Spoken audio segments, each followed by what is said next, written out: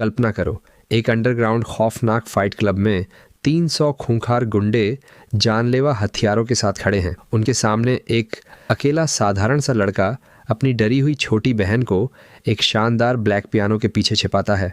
और फिर शुरू होता है एक ऐसा खौफनाक खेल जिसकी किसी ने कल्पना भी नहीं की थी। वह लड़का अपने बाएं हाथ से पियानो पर दुनिया की सबसे मुश्किल धुन बजाने लगता है, जबकि उसका दायां हाथ मौत का तांडव मचाना शुरू कर देता है।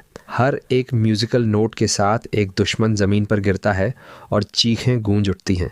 ये कोई हॉलीवुड का एक्शन सीन नहीं है, बल्कि एक ऐसे लड़के की खौफनाक और रोंगटे खड़े कर देने वाली कहानी है जिसने पूरी दुनिया के होश उड़ाकर रख दिए। कहानी की शुरुआत में हम लिन चेन को देखते हैं, जो शहर का सबसे आम और मेहनती डिलीवरी बॉय है। उसकी ज़िंदगी किसी नर्क से कम नहीं है, क्योंकि उसकी छोटी बहन लिन या अस्पताल के आईसीयू में ज़िंदगी और मौत के बीच झूल रही है। अगले ही हफ्ते उसकी बहन की एक अहम सर्जरी होनी है और इसके लिए उसे 1 लाख रुपयों की सख्त ज़रूरत है। पैसों के लिए लिन चेन पागलों की तरह दिन रात काम कर रहा है। तभी एक रात उसके फ़ोन पर वांग तेंग नाम के एक अमीर और घमंडी बिगड़े हुए रईसजादे का कॉल आता है। वांग उसे एक बेहद अजीबोगरीब ऑफ़र देता है। वांग को अपने परिवार के दबाव में एक बदसूरत और मोटी लड़की के साथ ब्लाइंड डेट पर जाना है, लेकिन वह उस लड़की से छुटकारा पाना चाहता है। इसलिए वह लिन को 1 लाख रुपये का लालच देता है और कहता है कि वह वांग बनकर उस 5 स्टार मिशेलिन रेस्टोरेंट में जाए और उस लड़की के साथ इतना बुरा और घटिया बर्ताव करे कि वह खुद ही रिश्ता तोड़ दे। एडवांस के तौर पर वांग तुरंत लिन के खाते में 20,000 रुपये ट्रांसफ़र कर देता है। अपनी बहन की जान बचाने के लिए लिन बिना सोचे समझे यह सौदा मंजूर कर लेता है। जैसे ही लिन अपनी खटारा बाइक पर बैठता है, अचानक उसके दिमाग में एक रहस्यमयी और ठंडी रोबोटिक आवाज़ गूंजती है। उसे God level power leveling system मिल चुका है। ये चमत्कारी सिस्टम उसे इस अनोखे मिशन को पूरा करने के लिए कुछ अस्थायी लेकिन बेहद खौफनाक ताकतें देता है। पलक झपकते ही लिन के पसीने से भीगे फटे पुराने कपड़े इटली के बेहतरीन कारीगरों द्वारा बनाए गए एक शानदार अरमानी सूट में बदल जाते हैं। सिस्टम उसे एक डोमिनेटिंग सीईओ ऑरा देता है, जो किसी की भी रूह कंपाने के लिए काफ़ी है। और सबसे बड़ा झटका तब लगता है जब उसके सामने एक 120 मिलियन की कीमत वाली दुनिया की सबसे दुर्लभ और ख़तरनाक सुपरकार कोनिग्सेग 1 आकर खड़ी हो जाती है। जब लिन उस करोड़ों की सुपरकार से उतरकर मिशेलिन रेस्टोरेंट में कदम रखता है, तो वहाँ मौजूद बड़े बड़े करोड़पति और बिजनेसमैन उसका रुतबा और ऑरा देखकर खौफ से कांप उठते हैं। लेकिन असली कहानी तो अब पलटने वाली थी। वांग तेंग ने जिसे 200 पाउंड की मोटी और बदसूरत लड़की कहा था, वह असल में शहर की सबसे खूबसूरत, हॉट और ठंडे मिजाज वाली अरबपति सीईओ सू मूशोए निकलती है। उसकी खूबसूरती और कातिलाना अदाएं देखकर लिन चेन पूरी तरह सन्न रह जाता है। लिन अभी यह सोच ही रहा होता है कि इतनी खूबसूरत लड़की के सामने बुरा बर्ताव कैसे करे, तभी एक भयानक धमाका होता है। रेस्टोरेंट के मजबूत कांच के शीशे चकनाचूर हो जाते हैं और हथियारों से लैस 5 खूंखार आतंकवादी अंदर घुस आते हैं। चारों तरफ चीख पुकार मच जाती है और लोग जान बचाने के लिए ज़मीन पर लेट जाते हैं। उन आतंकवादियों में से एक की गंदी नज़र सू मू शुए पर पड़ती है। वह उसके गले का बेशकीमती नीलम का हार छीनने और उसके साथ बदसलूकी करने के लिए अपना हाथ आगे बढ़ाता है। ठीक उसी पल सिस्टम फिर से एक्टिवेट होता है। सिस्टम लिन को सूट ठग कॉम्बैट मास्टर की ताकत और 3 मिनट की एब्सोल्यूट डिफेंस शील्ड देता है। लिन की आंखें एक खूंखार शिकारी की तरह चमक उठती हैं। वह बिजली की तेजी से उस आतंकवादी का हाथ पकड़कर उसे इस कदर मरोड़ता है कि उसकी हड्डियां टूट जाती हैं। फिर वह बेहद शान से अपनी रेशमी टाई निकालता है और उससे उस गुंडे का गला घोंटकर उसे जमीन पर सुला देता है। ये सब देखकर आतंकवादियों का लीडर पागल हो जाता है और गोलियां चलाने का हुक्म देता है। लेकिन लिन अब कोई आम इंसान नहीं था। वह एक भारी भरकम डाइनिंग टेबल को हवा में उछालकर 2 आतंकवादियों को कुचल देता है और अपनी गजब की फुर्ती से बाकी बचे दुश्मनों को भी पलक झपकते धूल चटा देता है। तभी लीडर बौखलाकर पर सीधे अपनी राइफल तान देता है और गोली चला देता है। सू मू शुए की सांसें रुक जाती हैं, लेकिन लिन एक पल गंवाए बिना उसके सामने ढाल बनकर खड़ा हो जाता है और उसे अपनी बाहों में छुपा लेता है। गोली सीधे लिन की पीठ पर आकर टकराती है, लेकिन सिस्टम की जादुई शील्ड के कारण वह बुलेट एक लोहे की दीवार से टकराकर जमीन पर गिर जाती है। लिन को एक खरोंच तक नहीं आती। ये खौफनाक नजारा देखकर पूरा रेस्टोरेंट सन्न रह जाता है और आतंकवादी लीडर डर के मारे अपने घुटनों पर गिर पड़ता है। सू मू शुए इस रहस्यमयी और बेतहाशा ताकतवर इंसान को देखकर पूरी तरह अपना दिल हार बैठती है। लिन शांति से अपनी कोट सही करता है और सू से कहता है, तुम बहुत खूबसूरत हो, इसलिए मैं ये सौदा रद्द करता हूँ, और वहां से एक महानायक की तरह निकल जाता है। लिन को लगता है कि मामला यहीं खत्म हो गया, लेकिन बाहर निकलते ही उसका सूट और कार गायब हो जाते हैं और वह फिर से एक साधारण डिलीवरी बॉय बन जाता है। उसे ये नहीं पता था कि सू मू शुए अपने परिवार को शादी से मना करने के लिए उस पूरी ब्लाइंड डेट को सीक्रेट कैमरे से ऑनलाइन लाइव स्ट्रीम कर रही थी। लिन की वो पूरी फाइट, बुलेट रोकने का कारनामा और उसका वो कातिलाना डायलॉग पूरे इंटरनेट पर सुनामी की तरह फैल चुका था। पूरे सोशल मीडिया पर करोड़ों लोग बस उसी मिस्टीरियस सूट ठग को ढूंढ रहे थे। इंटरनेट पर मिले इस भयंकर शॉक वैल्यू के कारण सिस्टम उसे इनाम में 20 लाख रुपए नकद और गॉड लेवल ड्राइविंग स्किल देता है। लिन की खुशी का ठिकाना नहीं रहता, क्योंकि अब उसकी बहन की सर्जरी हो सकती थी, लेकिन मुसीबतें अभी टली नहीं थीं। तभी लिन के खस्ताहाल और बदबूदार कमरे के दरवाजे पर जोर की लात पड़ती है। अमीरजादा वांग तेंग अपने खतरनाक गुंडों के साथ वहां पहुंचता है। वांग यह सोच रहा था कि लिन पैसे लेकर भाग गया है। उसे अंदाजा भी नहीं था कि लिन ही वो मिस्ट्री हीरो है। वांग लिन को गालियां देता है और अपने गुंडों से लिन की हड्डियां तोड़ने को कहता है। लिन की आंखें ठंडी हो जाती हैं। वह अपने सिस्टम के एब्सोल्यूट ऑरा का इस्तेमाल करता है, जिससे कमरे का तापमान गिर जाता है और वांग के गुंडे मौत के खौफ से कांपते हुए वहीं घुटनों के बल गिर पड़ते हैं। लिन कुछ ही सेकंड्स में सिस्टम की मदद से वांग का फोन हैक कर लेता है। वह वांग के सारे सीक्रेट और गंदे वीडियो इंटरनेट पर और वांग के परिवार वालों को भेज देता है। वांग की जिंदगी और इज्जत पल भर में तबाह हो जाती है और वो गिड़गिड़ाता हुआ वहां से दुम दबाकर भाग निकलता है। कुछ ही देर बाद एक करोड़ों की शानदार रोल्स रॉयस कार लिन की बस्ती के बाहर रुकती है। अरबपति सीईओ सू मू शुए उसे ढूंढते हुए वहां आ पहुंचती है। डिलीवरी बॉय के कपड़ों में लिन को देखकर वह हैरान नहीं होती, बल्कि वो ये मान बैठती है कि लिन एक बहुत बड़ा और रहस्यमयी इंसान है जो जानबूझकर अपनी पहचान छुपाकर गरीबों की तरह जिंदगी का अनुभव ले रहा है। वो लिन के सामने झुक जाती है और अपनी पूरी संपत्ति और खुद को उसे सौंपने की पेशकश करती है। लेकिन इससे पहले कि लिन कुछ कह पाता, सिस्टम उसे एक और इमरजेंसी मिशन दे देता है। देश की सबसे मशहूर और खूबसूरत पॉप स्टार चिन केशिन की जान खतरे में थी। कुछ खतरनाक हथियारों ने उसे शहर के बाहर के घुमावदार पहाड़ी रास्तों पर घेर लिया था। लिन तुरंत सू मू शुए को वहां छोड़कर चला जाता है। सिस्टम उसे एक military grade bullet proof Aston Martin vulcan supercar देता है। लिन हवा से बातें करते हुए मौत की उन पहाड़ियों की तरफ निकल पड़ता है। वहां चिन केशिन की गाड़ी को 3 भारी और खतरनाक ट्रकों ने खाई के किनारे फंसा लिया था। गुंडे उसके पास पहुंच ही रहे थे कि तभी लिन की सुपरकार एक दहाड़ते हुए दानव की तरह वहां पहुंचती है। गुंडे लिन की सुपरकार को अपने ट्रकों से कुचलना चाहते हैं, लेकिन लिन अपनी गॉड लेवल ड्राइविंग का इस्तेमाल करता है। वह अपनी कार को हवा में 2 पहियों पर उठाता है और 2 भारी ट्रकों के बीच की नामुमकिन सी जगह से चीरता हुआ निकल जाता है। फिर वह अपनी कार घुमाता है और लीडर के ट्रक को इतनी जोर से टक्कर मारता है कि वह भारी भरकम ट्रक हवा में उछलकर गहरी खाई में जा गिरता है और एक धमाके के साथ फट जाता है। बाकी बचे गुंडे खौफ के मारे लिन के सामने घुटने टेक देते हैं। चिन केशिन इस मिस्ट्री हीरो पर अपना दिल हार बैठती है और उसके साथ एक सेल्फी लेना चाहती है, लेकिन अपनी पहचान को दुनिया से छुपाने के लिए लिन सीधा उस सुपरस्टार का फोन छीनकर खाई में फेंक देता है और वहां से रहस्यमयी तरीके से गायब हो जाता है। अगली सुबह पूरा इंटरनेट एक बार फिर क्रैश हो जाता है। चिन केशिन ने अपने डैश कैम का वीडियो पोस्ट कर दिया था और इंटरनेट के जासूसों ने कारों की नंबर प्लेट देखकर यह पता लगा लिया कि रेस्टोरेंट का हीरो और पहाड़ी रास्ते का हीरो एक ही इंसान है। अब देश की 2 सबसे मशहूर और ताकतवर लड़कियां, अरबपति सीईओ और टॉप पॉप स्टार, पब्लिक में खुलेआम एक ही मिस्ट्री मैन को पाने के लिए लड़ रही थी। इस पूरी घटना से लिन को लाखों शॉक पॉइंट्स मिलते हैं। वह इन पॉइंट्स का इस्तेमाल करके अपनी बॉडी को जेनेटिकली अपग्रेड कर लेता है। उसकी मांसपेशियां फौलाद की तरह मजबूत हो जाती हैं और वह एक असली सुपर ह्यूमन बन जाता है। लेकिन तभी एक ऐसा फोन कॉल आता है जो लिन की पूरी दुनिया को हिलाकर रख देता है। शहर के सबसे खूंखार अंडरग्राउंड माफिया डॉन झाओ तियानवा ने लिन की बीमार बहन का अस्पताल से अपहरण कर लिया था। डॉन ने ही चिन केशिन पर हमला करवाया था और लिन ने उसके आदमियों को मारकर उसका पूरा प्लान बर्बाद कर दिया था। बदला लेने के लिए डॉन ने लिन को अपने खौफनाक पुराने बूचड़खाने के फाइट क्लब में बुलाया था और धमकी दी थी कि अगर वो अकेला नहीं आया तो उसकी बहन को मार दिया जाएगा। जब लिन उस बूचड़खाने में पहुंचता है तो अंदर का नजारा रूह कंपा देने वाला था। 300 खतरनाक गुंडे नंगी तलवारों और हथियारों के साथ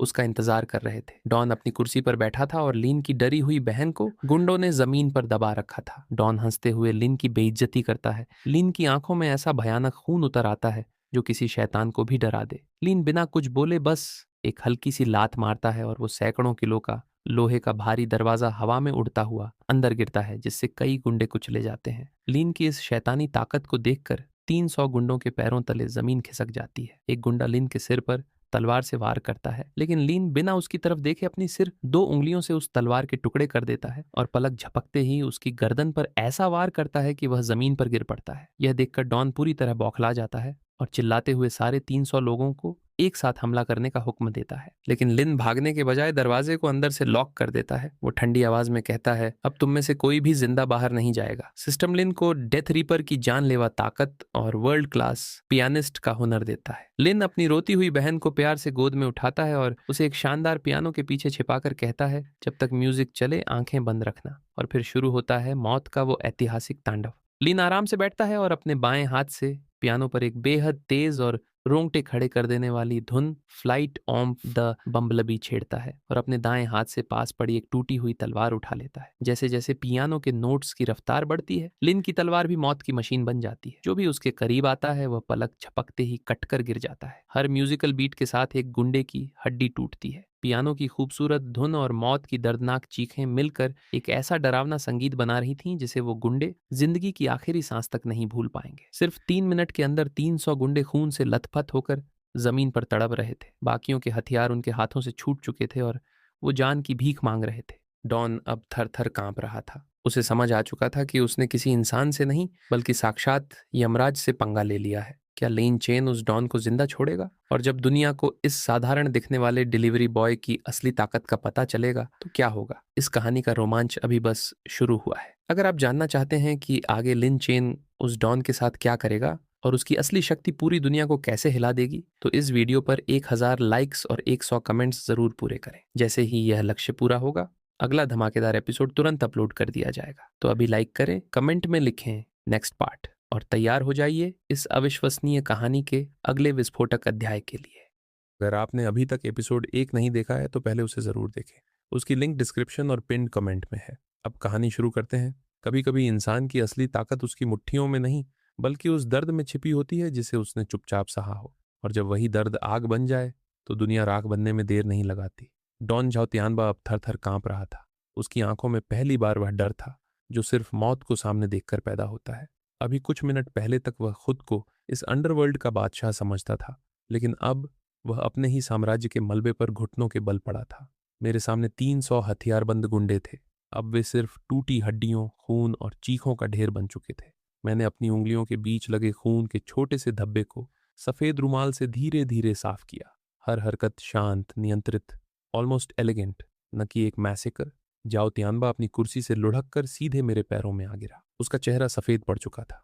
महंगे कालीन पर गिरती पीली बूंदें बता रही थीं कि अंडरवर्ल्ड का यह शेर अब एक डरा हुआ चूहा बन चुका है। लेकिन ये नहीं, लिंगे सर, मैं गलती कर बैठा।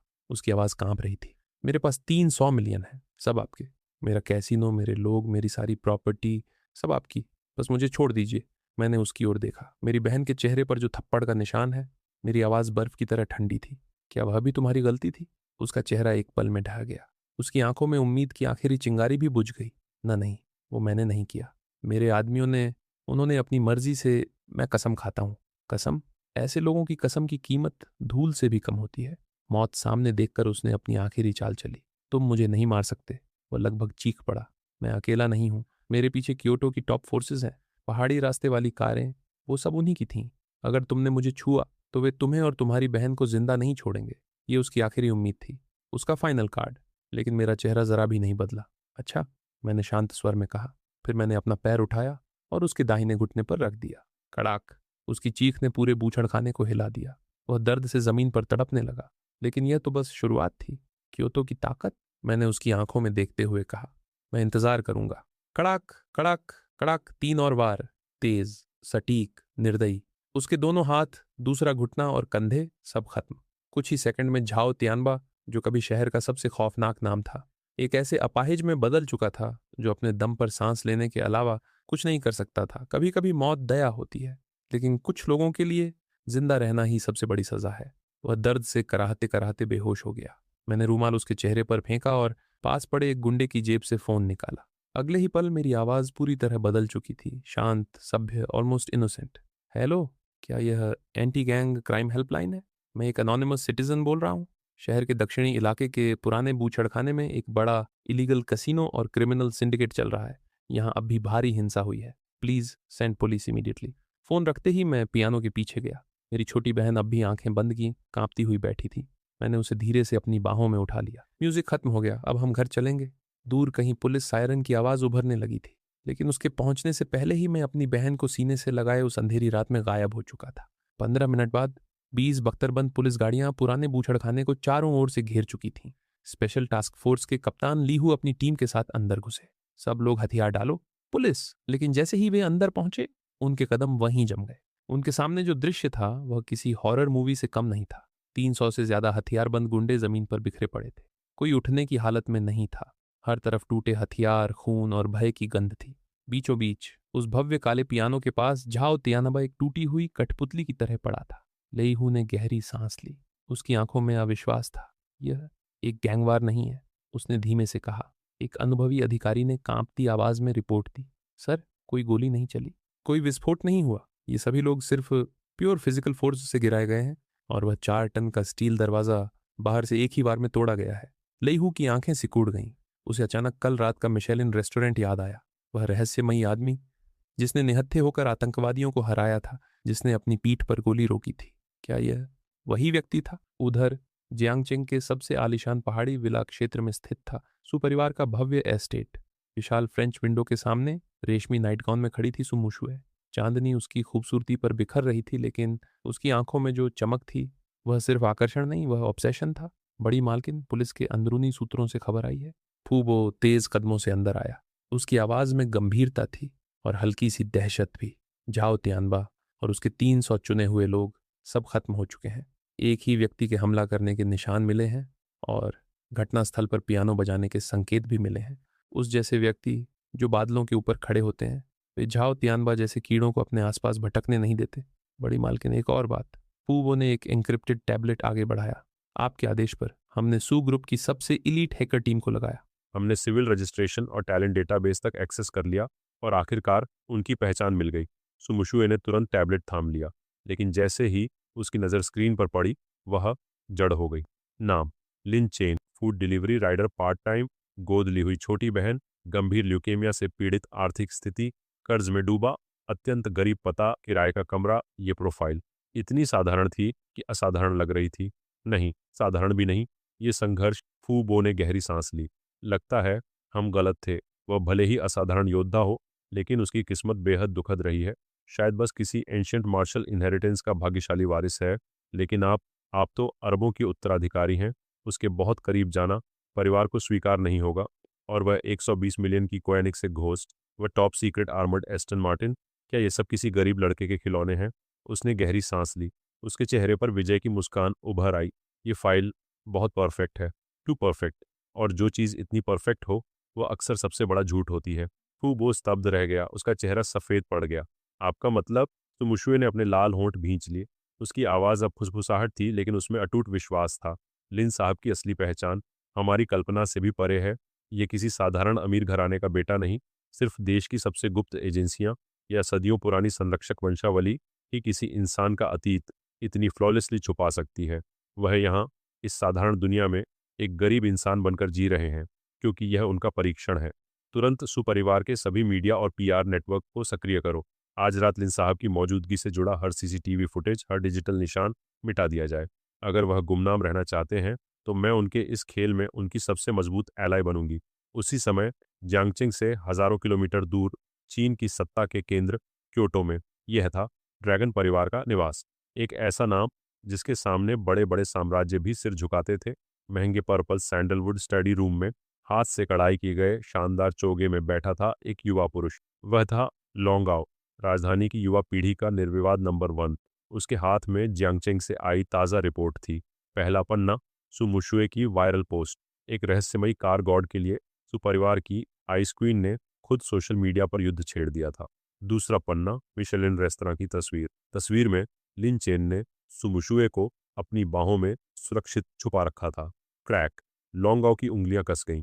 उसके हाथ में पकड़ा महंगा फ्रेंच क्रिस्टल वाइन ग्लास चकनाचूर हो गया। लाल वाइन और कांच के टुकड़े धीरे धीरे उसके हाथों से टपकते हुए कालीन पर गिरने लगे। उसने सफ़ेद रेशमी रूमाल से अपने हाथ पोंछे। हर हरकत में घृणा थी। उसकी आवाज़ फुफकारती हुई सांप जैसी थी। डार्क वेब को सूचना दो, $100 मिलियन।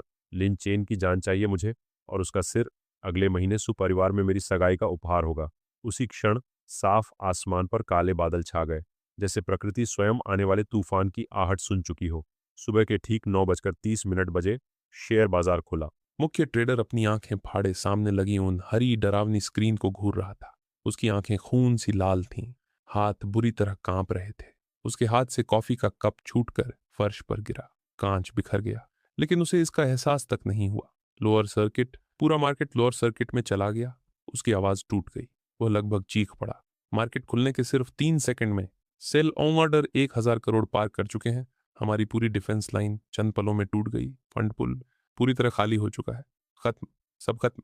सुग्रुप खत्म हो गया। पूरे ट्रेडिंग हॉल में मौत जैसी खामोशी छा गई। हर चेहरा सफेद पड़ चुका था। सिर्फ 3 सेकंड और 300 अरब की मार्केट वैल्यू हवा में गायब। उधर अध्यक्ष के कार्यालय में फोन की घंटियां लगातार बज रही थीं। हर रिंग जैसे मौत का निमंत्रण। मिस सू, बहुत बुरी खबर है। जियांगचेंग के चारों बड़े बैंकों के अध्यक्षों ने एक साथ कॉल किया है। उन्होंने हमारे लोन कॉन्ट्रैक्ट एक तरफा खत्म कर दिए हैं। 2 घंटे के भीतर हमें 150 अरब का ब्रिज लोन चुकाना होगा। प्रेसिडेंट सू, शहर के पश्चिमी इलाके का 100 अरब वाला लैंडमार्क प्रोजेक्ट 30 निर्माण सामग्री सप्लायर्स ने 3 गुना पेनल्टी देने के बावजूद सप्लाई रोक दी है। पूरा प्रोजेक्ट बंद हो गया है। सू madam, tax, industry, fire department सहित 7 विभागों की संयुक्त जांच टीम नीचे पहुंच चुकी है। वे हमारे मुख्य अकाउंट्स सील करना चाहते हैं। एक के बाद एक बुरी खबरें, मानो आसमान से पत्थर बरस रहे हों। वह विशाल कार्यालय, जो कभी जियांगचेंग की शक्ति का प्रतीक था, अब ढहते साम्राज्य की आखिरी दीवार जैसा लग रहा था। और तभी एक नाम हवा में गूंजा, लॉन्ग परिवार। हुआशिया का असली संरक्षक, वित्त और सत्ता की दुनिया का निर्विवाद सम्राट। अगर सू परिवार जियांगचेंग की एक ताकतवर नागिन था, तो लॉन्ग परिवार पूरे हुआशिया पर कुंडली मारकर बैठा हुआ अजगर था। उनके एक कदम से देश की अर्थव्यवस्था तक कांप उठती थी। रिपोर्ट देने वाले की आवाज डर से कांप रही थी। लॉन्ग परिवार के युवा उत्तराधिकारी लॉन्गाओ ने साफ कह दिया है, जिस महिला पर उनकी नजर है उस पर किसी और का नाम तक बर्दाश्त नहीं किया जाएगा। वह चाहते हैं कि पूरा सुग्रुप लिन चेन नाम के उस युवक के साथ दफन हो जाए। कमरे में सन्नाटा छा गया, जब तक सुमुश्वे की उंगलियां मुट्ठी में इतनी कस गईं कि नाखून हथेली में धंस गए। जब तक आप तुरंत राष्ट्रीय प्रेस कॉन्फ्रेंस बुलाकर सार्वजनिक रूप से लीन चेन से सारे संबंध खत्म करने की घोषणा न करें और यह स्वीकार न करें कि आप लॉन्गाओ की निजी संपत्ति हैं। वह रुका, फिर और धीमे स्वर में बोला, और लिन चेन को बांधकर क्योटो भेज दें, ताकि यंग मास्टर लॉन्ग जैसा चाहें उसके साथ वैसा कर सकें। एक पल के लिए समय थम गया। सपने देखना बंद करो। सुमुश्वे अचानक मुड़ी। उसकी खूबसूरत आंखों में आग भड़क उठी। उसने हाथ उठाया, एक ऐसी रानी की तरह जो युद्ध नहीं, मृत्यु का स्वागत करने जा रही हो। जाओ, आधे घंटे में प्रेस कॉन्फ्रेंस की व्यवस्था करो। आधे घंटे बाद सुग्रुप की लॉबी में मानो पूरा शहर उमड़ आया था। जियांगचेंग ही नहीं, पूरे देश से सैकड़ों पत्रकार वहां मौजूद थे। कैमरों की फ्लैश लगातार चमक रही थी, मानो गोलियों की बारिश हो रही हो। और सबसे आगे गुलाबी सूट पहने, चेहरे पर बेहुदा घमंड लिए खड़ा था वांग तिंग। सु मैडम, क्या आपने सच में एक डिलीवरी बॉय के लिए लॉन्ग परिवार को नाराज किया है? क्या सु ग्रुप दिवालिया होने जा रहा है? क्या आप देश छोड़कर भागने की तैयारी कर रही हैं? हजारों उंगलियां उसकी ओर उठीं, लेकिन सुमुश्वे, वह अडिग खड़ी रही। उसकी रीढ़ तलवार की तरह सीधी थी, चेहरा बर्फ जैसा ठंडा। उसने माइक्रोफोन उठाया और फिर एक ऐसी आवाज में बोली जिसमें न डर था न पछतावा, सिर्फ गर्व। मैं सुमुश्वे आज यह घोषणा करती हूं, सु ग्रुप कभी किसी पूंजीपति शक्ति के सामने सिर नहीं झुकाएगा। उसने ठहर कर कहा, और जहां तक श्रीलिन का सवाल है, उसकी आंखों में चमक उभर आई। वह इस जीवन में एकमात्र ऐसे व्यक्ति हैं जिन्हें मैं सच्चे हृदय से निहारती हूं। तुम लोग उनकी महानता को समझने के योग्य ही नहीं हो। अगर युद्ध चाहिए, उसने ठंडी दृढ़ आवाज में कहा। उसी समय जियांगचेंग के सबसे व्यस्त सीबीडी चौराहे पर लाल बत्ती के सामने एक पुरानी पीली डिलीवरी बाइक शांत खड़ी थी। मैं उस पर बैठा था, पीली जैकेट पहने, एक पैर जमीन पर टिकाए, पीछे अभी अभी उठाया गया फूड बॉक्स रखा था। मैंने धीरे से सिर उठाया। सामने 100 मीटर ऊंची विशाल एलईडी स्क्रीन पर सू ग्रुप की प्रेस कॉन्फ्रेंस लाइव चल रही थी। स्क्रीन पर सू मुश्वे का पीला लेकिन अडिग चेहरा था, और फिर उसकी वो आवाज। वो इस जीवन में एकमात्र ऐसे व्यक्ति हैं जिन्हें मैं निहारती हूं। लेकिन उसी के साथ वांग तैंग की जहरीली हंसी भी गूंज रही थी। वो डिलीवरी बॉय तो अब तक नाले में छिपा होगा। आसपास खड़े लोग हंस रहे थे। लग्जरी कारों में बैठे लोग उंगलियां दिखा रहे थे। देखो, अरबों की मालकिन पागल हो गई है, एक डिलीवरी बॉय के लिए लॉन्ग परिवार से टकरा रही है। वो लिन चैन कायर निकला। इतनी बड़ी बात हो गई और उसका कहीं नामो निशान नहीं। मैंने कुछ नहीं कहा, एक शब्द भी नहीं। लेकिन मेरी आंखें, वे धीरे धीरे सिकुड़ने लगीं। उनकी गहराई में अब शांत आकाश नहीं था, वहां कुछ जाग रहा था, कुछ ऐसा जो बहुत समय से सोया हुआ था। और जब वो जागेगा तो सबसे पहले कौन कांपेगा? एक पल, बस एक पल के लिए पूरा चौराहा जैसे ठहर गया और मेरे भीतर वर्षों से दबा हुआ वो तूफान अब सांस लेने लगा था। मेरी उंगलियां डिलीवरी बाइक के हैंडल पर कस गईं।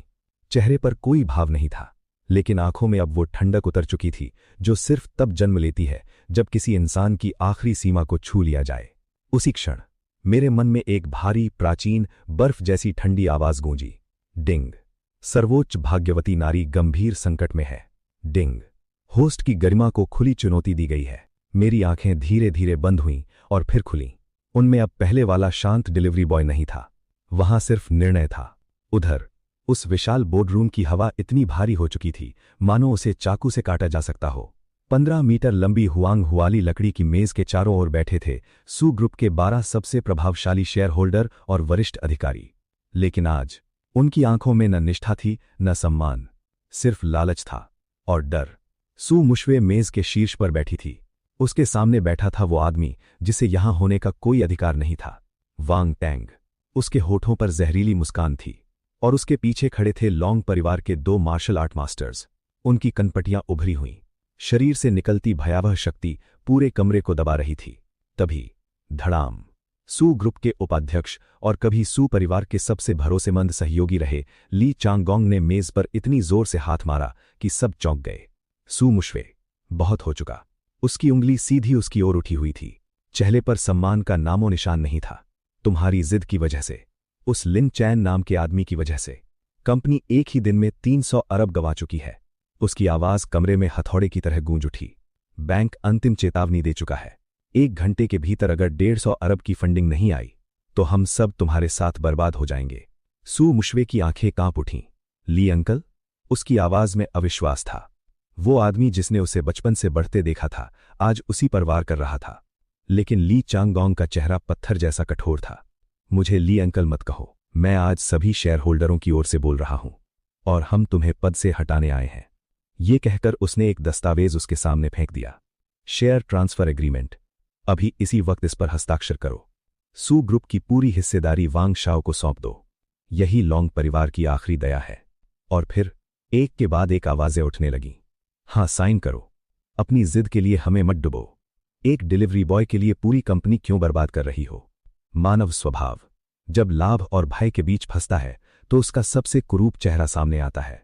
वांग टैंग अपनी कुर्सी पर आराम से बैठा था, एक पैर दूसरे पर चढ़ाए हुए, हाथ में सिगार, चेहरे पर विजय का घमंड। उसने धुएं का एक छल्ला हवा में छोड़ा और मुस्कुराया। सू प्रेसिडेंट? हवा में भारीपन है। सू मुक्स्यू के सामने मेज पर एक दस्तावेज रखा है। ये उसकी हार का सबूत है। वैंग टेंग के चेहरे पर एक शैतानी मुस्कान है। वो सू की बेबसी का आनंद ले रहा है। वैंग टेंग की आवाज जहर जैसी कड़वी है। हस्ताक्षर करो। आज रात से तुम सूश्री नहीं बल्कि लॉन्ग शाओ की एक गुलाम होगी। और रहा तुम्हारा वो लिन चेन, तो अब तक वो किसी कचड़े के डिब्बे के पास घुटने टेके भीख मांग रहा होगा। सू मुक्स्यू का शरीर ठंडा पड़ चुका है। उसकी उंगलियां मेज पर रखे सोने के पेन की ओर कांपते हुए बढ़ रही हैं। उसकी आंखों से एक आंसू टपकता है। नहीं, मन प्रार्थना करती है, लिन, अगर आप वाकई वो हैं जो मैं सोचती हूं तो कृपया यहां मत आना। लॉन्ग परिवार की ताकत बहुत भयानक है। जैसे ही पेन की नोक कागज को छूने वाली थी तभी एक्शन का विस्फोट, धमाका, एक ऐसा शोर जैसे कोई मिसाइल टकराई हो। हजारों किलो वजनी वो ठोस लकड़ी का दरवाजा और 30 सेंटीमीटर मोटी कंक्रीट की दीवार एक झटके में किसी कागज की तरह फट गई। ईंटें, पत्थर और लकड़ी के टुकड़े गोलियों की रफ्तार से कमरे के भीतर बरसने लगे। वैंग टेंग के पीछे खड़े लॉन्ग परिवार के 2 मार्शल आर्ट्स मास्टर संभल भी नहीं पाए। वो हवा में उड़ते हुए दीवार से जा टकराए। पूरे कमरे का तापमान अचानक गिर गया, जैसे भौतिकी के सारे नियम टूट गए हों। एक ऐसी सम्राट जैसी आभा हवा में फैल गई कि वहां मौजूद हर शख्स के घुटने कांपने लगे। धुएं और धूल के गुबार से कदमों की आहट सुनाई दी। ये मौत की उल्टी गिनती की तरह थी। नायक का प्रवेश। धूल छटी और रोशनी के विरुद्ध एक लंबा शक्तिशाली साया उभरा। वो लिन चेन था। उसने काले रंग का एक कस्टम मेड सूट पहना था, एक ऐसा काला रंग जो आसपास की सारी रोशनी को सोख रहा था। उसके कोट की आस्तीन पर लगे नीले हीरे तारों की तरह चमक रहे थे। वो बस वहां खड़ा था, पर उसका दबदबा ऐसा था जैसे कोई देवता धरती पर उतर आया हो। सू मुक्स्यू के हाथ से सोने का पेन नीचे गिर गया। उसका रक्षक, उसका भगवान रोशनी के साथ आ चुका था। वैंग टेंग के हाथ से उसका सिगार गिर गया, जिससे उसकी पैंट में छेद हो गया, लेकिन उसे होश नहीं था। तुम कौन हो? वो थरथराया। वो यकीन नहीं कर पा रहा था कि वीडियो में दिखने वाला मामूली डिलीवरी बॉय ऐसा खूंखार सम्राट हो सकता है। न्याय का प्रहार। ली ने वैंग टेंग की तरफ देखा तक नहीं, वो सीधे बोर्ड मीटिंग के मेज के मुख्य हिस्से पर जाकर खड़ा हो गया। उसकी ठंडी नजरें कमरे में घूम गईं। किसने कहा था कि उसे पद छोड़ना होगा? लीन की आवाज धीमी थी, लेकिन हर शब्द किसी धारदार चाकू की तरह कानों को चीर रहा था। ली चैंगगोंग ने अपनी हिम्मत जुटाई और चिल्लाया, मैं हूं वो कंपनी के 15 बिलियन के कर्ज को नहीं भर सकती, उसे जाना होगा। और तुम। उसका वाक्य पूरा होने से पहले ही ली ने केवल एक नजर डाली। एक अदृश्य ऊर्जा हवा में विस्फोट की तरह उठी। ली चैंगगोंग का भारी शरीर ऐसे पीछे फेंका जैसे उसे किसी ट्रक ने टक्कर मारी हो। वो खिड़की का बुलेट प्रूफ कांच तोड़ते हुए 99वीं मंजिल के बाहर लटक गया। उसकी चीखें पूरे कमरे में गूंज उठीं। ली ने ठंडी हंसी के साथ कहा। उसने अपनी जेब से एक गुप्त दस्तावेज निकाला और उसे कचड़े की तरह मेज पर फेंक दिया। ये $10 बिलियन का, यानी 1000 करोड़ अमेरिकी डॉलर का निवेश अनुबंध है। नकद 10 मिनट के भीतर खाते में होगा। पूरा कमरा सन्न रह गया। वैंग टेंग पागलों की तरह हंसने लगा। झूठ! एक डिलीवरी बॉय और $10 बिलियन? तुम जाली कागजात के लिए जेल जाओगे। लेकिन अनुभवी बूढ़े शेयर होल्डर्स की हंसी गायब थी। उनके हाथ कांप रहे थे। जब उन्होंने दस्तावेज का आखिरी पन्ना खोला तो वहां ज्यूडिंग रॉड्स की काले सोने की मोहर लगी थी। एक बुजुर्ग निवेशक की आवाज लड़खड़ाई, ये तो दुनिया के सर्वोच्च वित्तीय संघ की मोहर है। इस मोहर के साथ आप 10 बिलियन तो क्या, पूरा देश खरीद सकते हैं। पूरे 99वीं फ्लोर पर सन्नाटा छा गया। जो लोग बगावत कर रहे थे, उनके पैर अब डर के मारे कांप रहे थे। लिन चैन वहां शांत खड़ा था, जैसे पूरी दुनिया अब उसके कदमों में हो। जो शेयर होल्डर्स कुछ मिनट पहले तक दहाड़ रहे थे, सत्ता छीनने की कोशिश कर रहे थे, अब उसी मोहर को देखकर उनके पैरों से ताकत गायब हो गई। 99वीं मंजिल का वो सुप्रीम बोर्ड रूम अचानक इतना खामोश हो गया कि दिलों की धड़कनें तक सुनाई दे रही थीं। सभी पुराने शेयर होल्डर्स उस टॉप सीक्रेट कॉन्ट्रैक्ट को ऐसे देख रहे थे जैसे उनकी रूह शरीर छोड़ चुकी हो। वॉन्ग टैंग का चेहरा राख की तरह सफेद पड़ चुका था। नकली है, ये बिल्कुल नकली है। उसकी आवाज हिस्टेरिकल हो चुकी थी। $100 बिलियन का क्रॉस बॉर्डर ट्रांसफर, सिर्फ अप्रूवल में आधा महीना लग जाता है। वो एक डिलीवरी बॉय ये कैसे कर सकता है? उसके पैर कांपे और उसकी पैंट से पीले डर की धारा बह निकली। धप! वो सीधे घुटनों के बल गिर पड़ा। नहीं, ये इम्पॉसिबल है। उसकी आंखें ऐसे फैल गईं जैसे अभी बाहर निकल आएंगी। और फिर एक के बाद एक, धप धप धप। ली चांगगोंग के नेतृत्व में सारे गद्दार शेयर होल्डर्स भी घुटनों पर गिर पड़े। उनके माथे जमीन से टकरा रहे थे। आवाज में दया की भीख थी। लॉर्ड लिन, हमारे पूर्वज, हमसे गलती हो गई, हमें माफ कर दीजिए, हमें हवा समझकर छोड़ दीजिए। चेहरा बर्फ की तरह ठंडा, बस एक शब्द कहा, निकलो। सू मुशुए ने तुरंत कमांड संभाली। उनकी आवाज तलवार की धार जैसी तेज थी। सिक्योरिटी, इन सभी ट्रेटर्स को तुरंत बाहर फेंको और वॉन्ग टैंग, उसे उसके परिवार के पास वापस भेजो, पूरी तरह बर्बाद करके। कुछ ही मिनटों में बोर्ड रूम चीखों से भर गया। फिर सब शांत हो गया, जैसे तूफान गुजर चुका हो। तभी फर्श पर पड़े वॉन्ग टैंग के फोन की घंटी अचानक पागलों की तरह बजनी उठी। स्क्रीन पर नाम चमका, लॉन्ग आओ, क्योटो। सू मुशुए का चेहरा तन गया, लेकिन तुम्हारे होठों पर सिर्फ एक हल्की ठंडी मुस्कान थी। तुम आगे बढ़े, एक ही कदम में, और फिर क्रैक! तुमने फोन की स्क्रीन अपने जूते के नीचे कुचल दी। स्पीकर ऑन कर दिया। जैसे ही कॉल कनेक्ट हुई, दूसरी तरफ से एक घमंडी बर्फीली आवाज गूंजी, वॉन्ग टैंग, सू परिवार की उस औरत ने साइन कर दिया। और उस बेकार लिन चैन की कितनी टांगें तोड़ी तुमने दोनों हाथ ट्राउजर पॉकेट्स में डाले। होठों पर एक तिरछी खतरनाक स्माइल उभरी। लॉन्ग आओ, तुम्हारा कुत्ता अब खत्म हो चुका है। फोन के दूसरी तरफ कुछ पल के लिए सन्नाटा छा गया। फिर आवाज और भी ठंडी हो गई। तो तुम ही हो, लिन चैन। लगता है तुम्हें अंदाजा ही नहीं कि तुमने किसे चुनौती दी है। कुछ 100 बिलियन लेकर मत सोचो कि तुम सू परिवार को बचा लोगे।